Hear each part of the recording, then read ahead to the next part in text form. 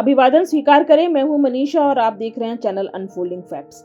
आइए आज ई रूपी के बारे में जानते हैं। 2 अगस्त को प्रधानमंत्री श्री नरेंद्र मोदी ने electronic voucher based digital payment system e rupee की शुरुआत की है। यह डिजिटल करेंसी से काफ़ी अलग है। ई रूपी जारी करने का उद्देश्य डिजिटल भुगतान को बढ़ावा देने और सरकारी योजनाओं का पूरा फायदा जरूरतमंदों तक पहुंचाने के लिए है। ई रूपी डिजिटल पेमेंट सिस्टम को national payment corporation of India ने तैयार किया है। रिटेल पेमेंट और सेटलमेंट सिस्टम के लिए national payment corporation of India एक अम्ब्रेला ऑर्गेनाइजेशन है। इसकी स्थापना वर्ष 2008 में हुई थी, जो कि एक नॉन प्रॉफिटेबल ऑर्गेनाइजेशन है। इसकी स्थापना आरबीआई और आईबीए द्वारा की गई थी।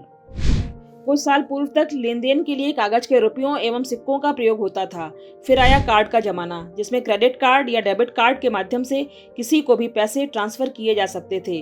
अब पेटीएम, फोन पे, गूगल पे, भारत पे जैसे डिजिटल पेमेंट ऐप के माध्यम से भुगतान किया जा सकता है। लेकिन इन सभी व्यवस्था में एक बात कॉमन है कि व्यक्ति अपने पास मौजूद पैसों को कहीं भी खर्च कर सकता है, किसी को भी दे सकता है और उन पैसों को पाने वाला व्यक्ति भी अपनी मर्जी से कहीं भी पैसे का इस्तेमाल कर सकता है।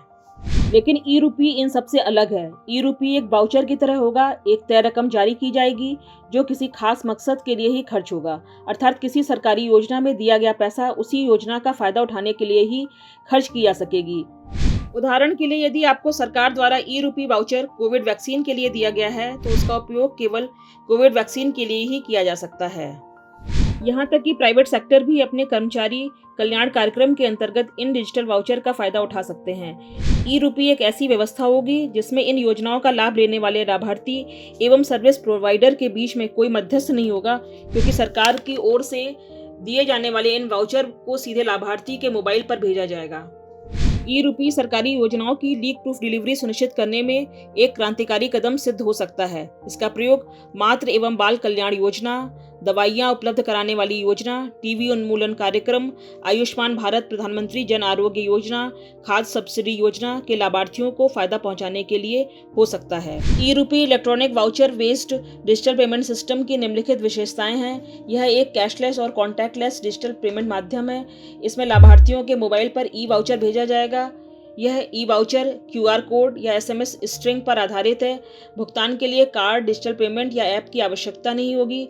लेन देन पूरा होने के बाद ही सर्विस प्रोवाइडर को पेमेंट होगा। ई रूपी प्रीपेड रकम है, इसलिए इसमें पेमेंट में कोई देरी संभव नहीं है। ई रूपी के माध्यम से बिना किसी मध्यस्थ के पेमेंट होना तय है। निश्चित रूप से ई रूपी सरकारी योजनाओं में पारदर्शिता लाने के लिए एक क्रांतिकारी कदम सिद्ध हो सकता है। तो ये थी हमारी आज की प्रस्तुति। यदि आपको वीडियो अच्छी लगी हो तो वीडियो को लाइक करें और चैनल को सब्सक्राइब करें। धन्यवाद।